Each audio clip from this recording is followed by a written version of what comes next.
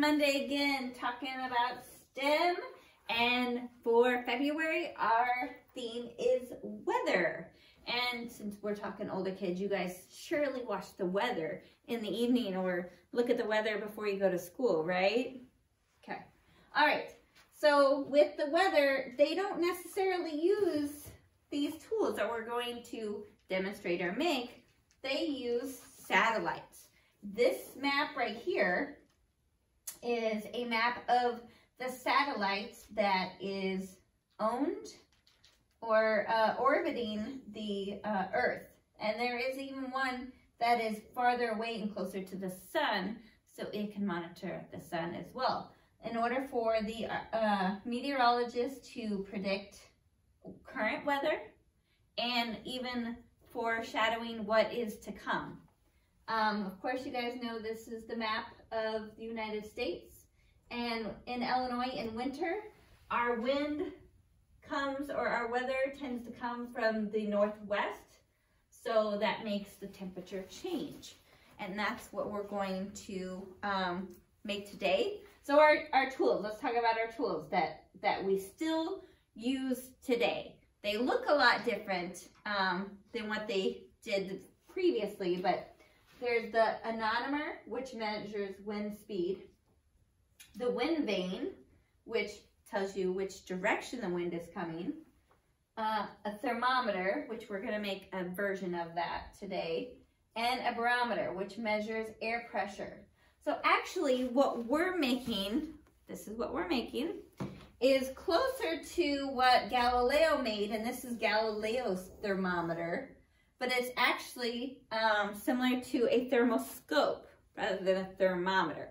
And what is a thermoscope? A thermoscope doesn't tell you exact temperature. It just lets you know that the temperature changes, so you can kind of graph how dramatic the weather has, or the temperature changes, because temperature changing can make big difference. Like especially now, temperature changing to really cold will make all water, rain or snow, freeze, which makes it more dangerous.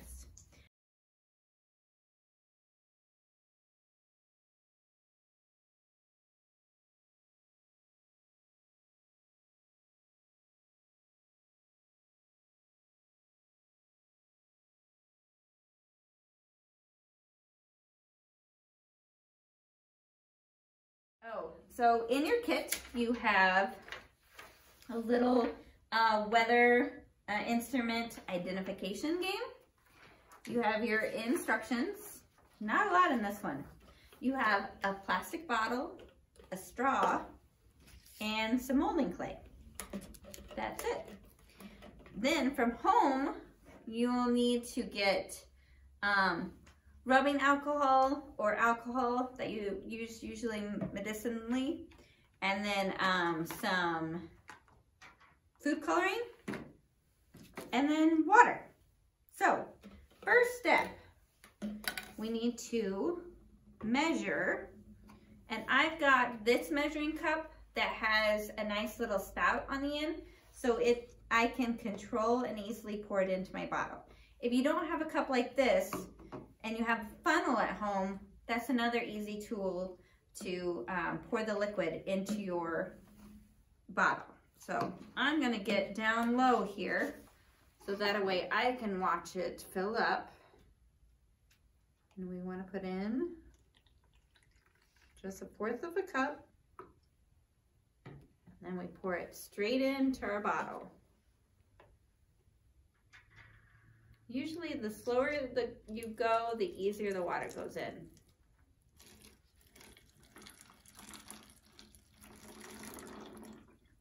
All right, there's our water. Put that right there for now. And now we're gonna do our rubbing alcohol, or alcohol.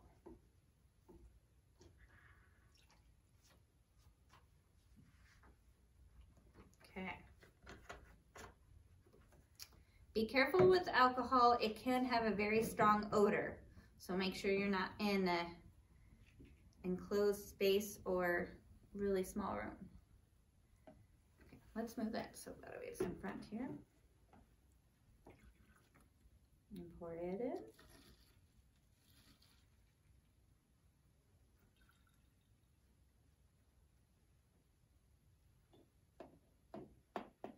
Okay. Next, you'll want to pick the color of food coloring. The food coloring is just to help you see the level of the liquid rise and drop in your straw a lot easier than it would if it's clear. But we did get you a clear straw, so it should be very clear to tell. You can make it as light as you want or as dark as you want. So I'm just gonna do, gosh, maybe just one. I made it really dark. I'm gonna use the straw. Perfect. I think I like it. Nice light green. Yep. Okay.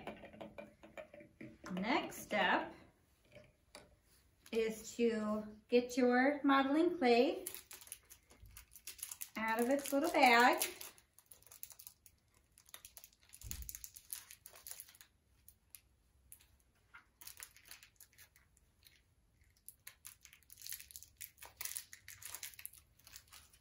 And you're gonna warm it up. So that means you gotta play with it.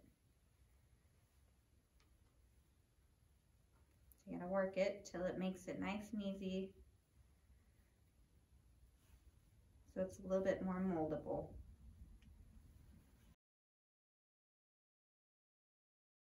All right, I think I'm ready. So, I'm gonna get low again. And I'm gonna drop my straw in. Oh, I have the other end. Let's put it back in. You want to make sure your straw goes in, but you don't want it to touch the bottom. So that looks pretty good there.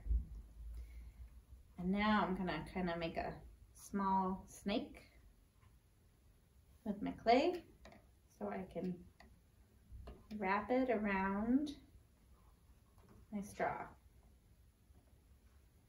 I'm going to try to keep my straw straight up and down.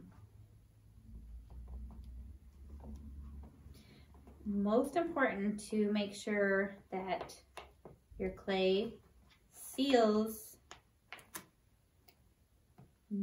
the air from escaping.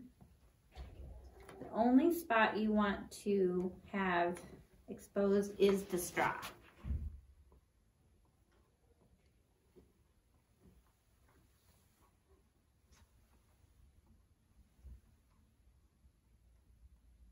All right, and there we have it. So in this, temperature does a couple of things.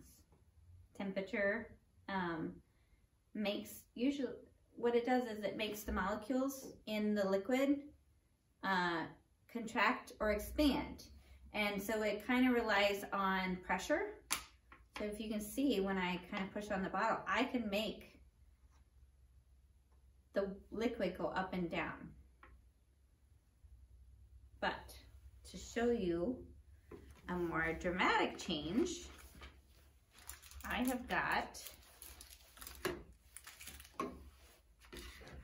pitcher with hot water.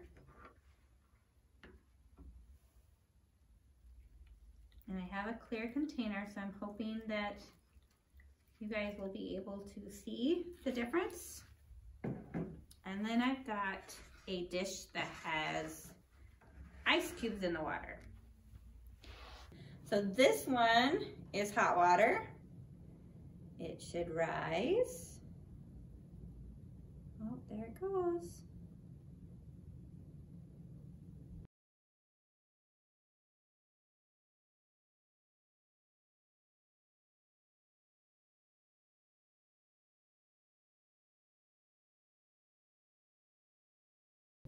All right, now in cold water.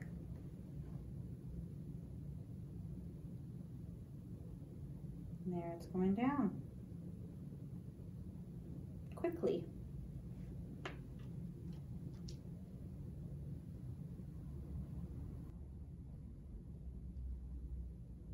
All right, I hope you have fun with your thermometer, thermoscope, and learning more about weather. And here's a few books at the library for you to read.